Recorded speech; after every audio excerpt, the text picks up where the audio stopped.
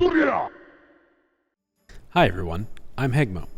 I'd like to talk about this month's Ambuscade. Appropriately themed for October, we have a spooky fight versus a Bozzetto Retributionist and a Bozzetto Charger. Kind of like a Headless Horseman kind of vibe. There's a few different strategies floating around out there, so I'd like to use this opportunity to talk more about what this fight is and what the mechanics are so that you can better strategize on how you'd like to approach it rather than just how I do it extremely fast. There's probably going to be a few things that I miss and a few things that maybe I don't fully understand, but hopefully this will help you get a good understanding of how you can do the fight. To illustrate, I'm going to be using a solo engaged monk strategy. This will capitalize on Monk's really high Subtle Blow and Subtle Blow 2, along with the Plague from Shijin Spiral and the Inhibit TP, and then will be supported by a Bard, a Corsair, a Geomancer, a Red Mage, and a White Mage. A quick rundown of each job's responsibilities here. In this particular test fight, the Monk is basically solo engaged. You're going to be doing all the damage on Monk while maintaining Shijin Spiral Plague, using Chi Blast on cooldown, and then swapping targets as necessary. I'll talk about that in just a minute. White Mage, fairly basic, keep everybody alive. Geomancer here for us is doing Fury and Frailty and supporting with heals as needed. Red Mage is going to be putting out Haste 2 on the Monk, as well as using Dia 3, Paralyze 2, Silence, and then Dispelling and Stunning if needed. Our Bard is using Honor March, Minuet 5, and Minuet 4, along with a Madrigal or an Aria of Passion if you have access to it. We won't need the second March here because we have the Red Mage Haste, but if you're using a different group comp, you could instead use a Victory March as well. Our Corsair is basically going to be doing Light Shot to upgrade the Dia to Dia 4, and then keeping up Chaos and Samurai rolls. The primary target for this fight is going to be the Dullahan, and the fight basically revolves around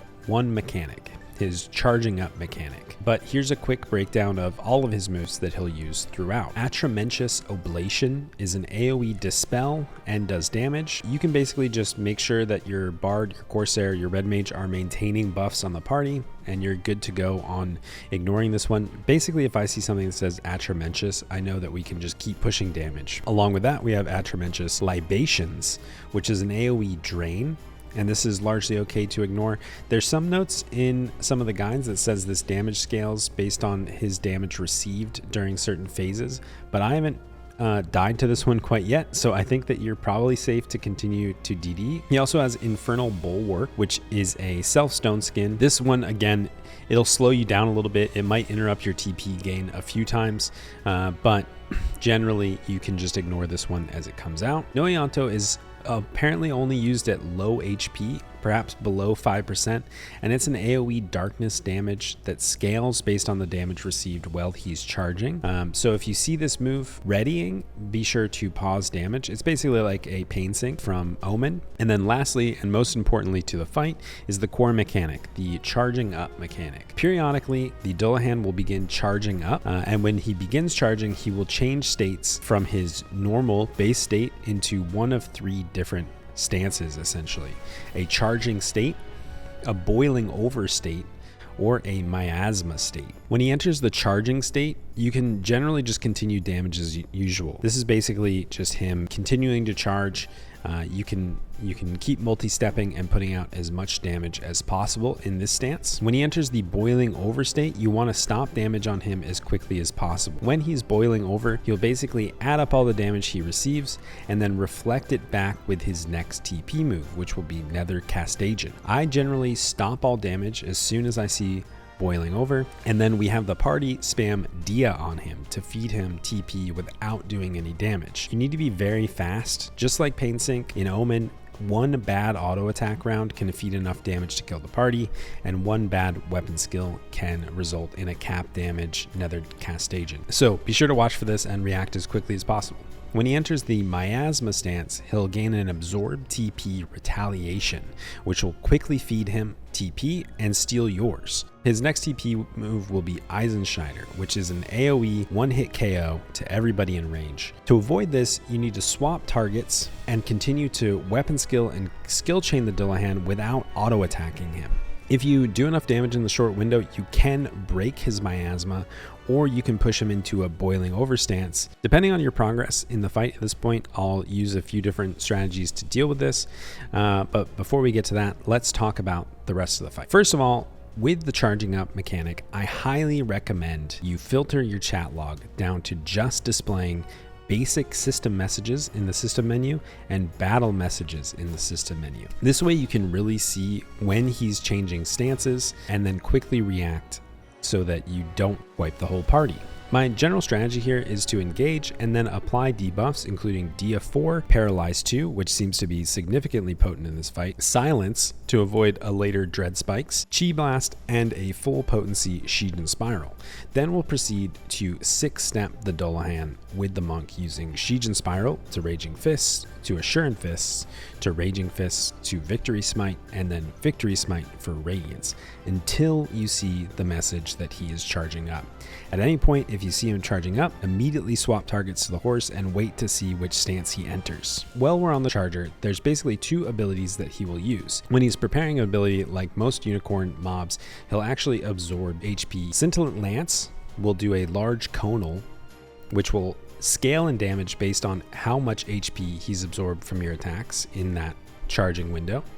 And then Grace of Hera will restore his HP and remove all the status elements that he has applied to him. Grace of Hera is essentially your Winds of Promethean from Omen as well. You can force him to spam this by continually debuffing him.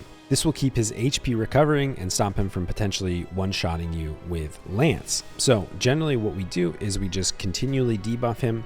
When he is charging an ability, we intentionally try to feed him more HP because he is rather delicate, and then you can keep him alive for longer while not having the risk of getting potentially one shot. I've been hit by Scintillant Lance for upwards of 6,000 damage before as we were testing things, so we just generally want to avoid that. Charger essentially has low HP, so this essentially becomes a war of attrition. One accidental weapon skill on the Charger can be a run stopper, and if you rely too heavily on TPing on the Charger, it can run out of HP before the Dullahan does, leaving you with very little options on how to proceed. For this reason, I avoid TPing on the Charger for as long as possible. If the Dullahan has not entered a miasma phase, I TP on the Dullahan.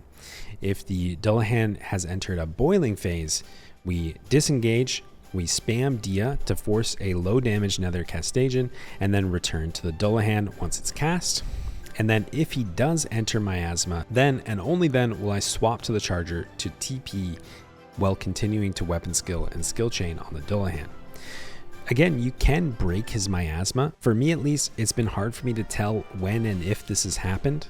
So if I get a very early miasma, like if he goes into miasma state at 80% HP, I'll often swap back to the Dullahan to test to see if his spikes have fallen off after I've taken about 30% of the Charger's HP, so I don't kill it too quickly. If the miasma comes late, like below 50 to 40% HP, well, the Charger has more than 75% HP, I will stay on the Charger for the rest of the fight without re-engaging the Dullahan and just continue to weapon skill and try to whittle the Dullahan's HP down to 0 before the Charger dies. Again, you can strategically heal the Charger back up by forcing it into Hera and continuing to auto attack in those phases, but he is much more fragile and he will die much faster. It becomes a fight of managing those stances and then making sure that you're keeping the horse alive as long as possible. And that's basically the entire fight.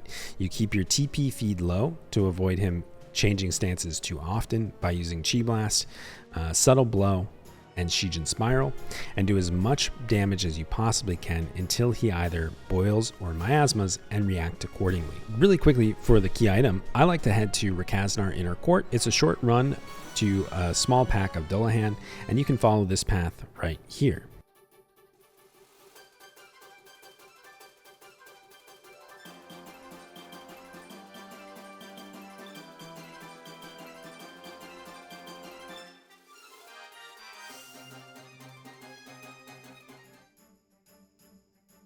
And lastly, this setup is definitely not what I'd recommend doing. I don't really recommend doing a solo monk engaged fight unless it's your only option. There are some alternatives that will likely be much faster and more efficient.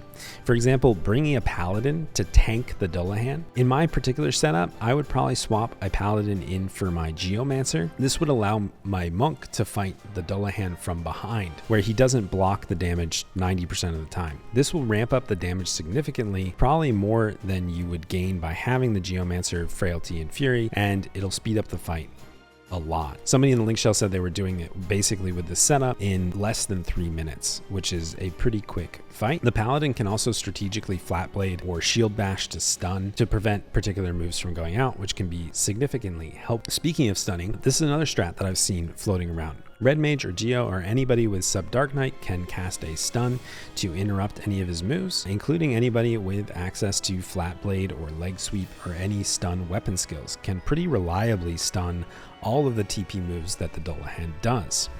Personally, I tried this method a few times and I found it to be a little bit tough. The reaction speed needs to be very high. And if you miss one ability when you're zerging through Nether Castagian or something like that, it can be extremely detrimental and immediately end the run. But if you can pull it off, you can basically ignore all of his charging phases and just stun Nether Castagian and Eisenschneider as they come out.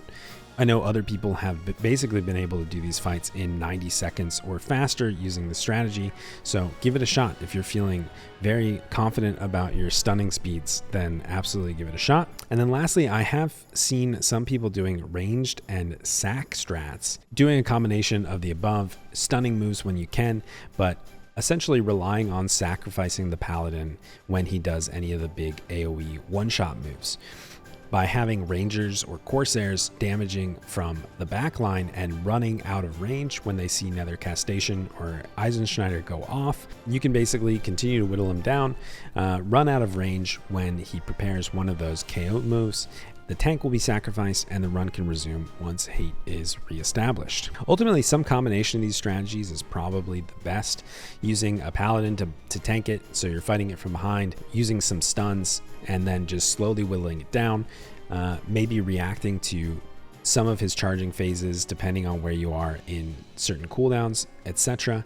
But ultimately, it's a pretty quick fight. Now, keep in mind, we also have a Ambuscade Gallantry campaign this month, so you'll get some bonus gallantry with every clear that you do once per day.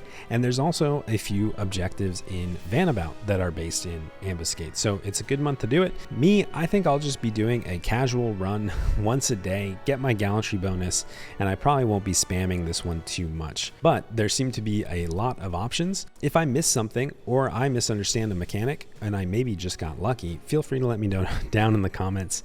Or if you have a strat that you think is working better than anything I mentioned above, we'd love to hear it. And of course, as always, if you found this video to be helpful or informative in any way, please do hit that like and subscribe button. I also stream over at twitch.tv/Hegmo, so you can join us on our adventure throughout the week as we stream Final Fantasy XI and other games.